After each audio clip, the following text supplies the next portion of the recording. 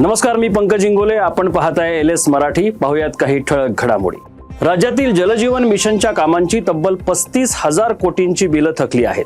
या छत्रपती संभाजीनगर जिल्ह्यात 80 कोटींची बिलं थकली आहेत.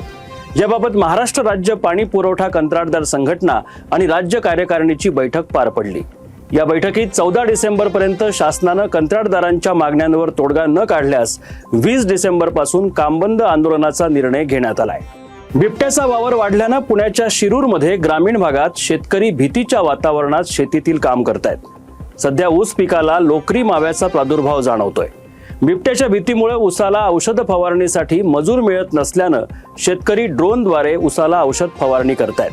छत्रपती संभाजीनगरमध्ये रेल्वे स्थानकावर असलेल्या बोर्डावर उर्दूमध्ये छत्रपती संभाजीनगर नाव लिहावं यासाठी social democratic party of India अर्थात SDPI संघटनेकडून रेल रोको आंदोलन करण्यात आलं.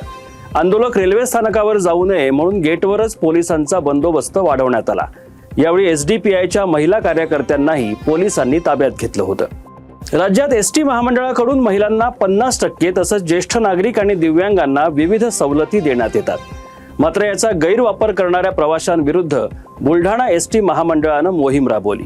या मोहिमेत 4 दिवसात 73 बसेसची तपासणी करण्यात आली. यात 60 प्रवाशांकडे बोगस दिव्यांग प्रमाणपत्र आणि आधार कार्ड असल्याचं उघड झालं. बोगस प्रमाणपत्र आढळल्यास कारवाई करण्याचा इशारा वाहतूक अधिकाऱ्यांनी दिला आहे. रायगडच्या महाडमध्ये अभिनेते सचिन खेडेकर यांच्यासह भूमिका या मराठी नाटकाच्या संपूर्ण टीमनं प्रयोगासाठी ऐतिहासिक चवदार तळ्याला भेट दिली. डॉक्टर बाबासाहेब आंबेडकर यांच्या पदस्पर्शानं पावन झालेल्या चवदार तळ्यावर जाऊन टीमनं वंदन केलं. तसंच बाबासाहेबांच्या पुतळ्याला अभिवादन केलं. या प्रसंगी नाटकाचे दिग्दर्शक चंद्रकांत कुलकर्णी हे देखील उपस्थित होते. सांगलीच्या वसंतदादा पाटील शासकीय रुग्णालयातील सफाई कर्मचाऱ्यांच्या विविध मागण्यांसाठी शिंदेच्या शिवसेनेच्या वतीनं आंदोलन करण्यात आलं. निवृत्त सफाई कर्मचाऱ्यांना वारसा हक्कानं नोकरी मिळावी तसंच त्यांच्या इतर प्रलंबित मागण्या तातडीनं सोडवाव्यात यासाठी हे आंदोलन पुकारण्यात आलं होतं. मागण्या मान्य न झाल्यास आंदोलन तीव्र करू असा इशारा देण्यात आलाय. समाज कल्याण मंत्री संजय शिरसाट यांनी नागपूरच्या चोखामेळा वसतिगृहाला अचानक भेट देऊन पाहणी केली. यावेळी त्यांनी वसतिगृहातील स्वच्छता, अन्नव्यवस्था, पाणी पुरवठा आणि सुरक्षिततेची पाहणी केली. अचानक दिलेल्या भेटीमुळे अधिकाऱ्यांची तारांबळ उडाली.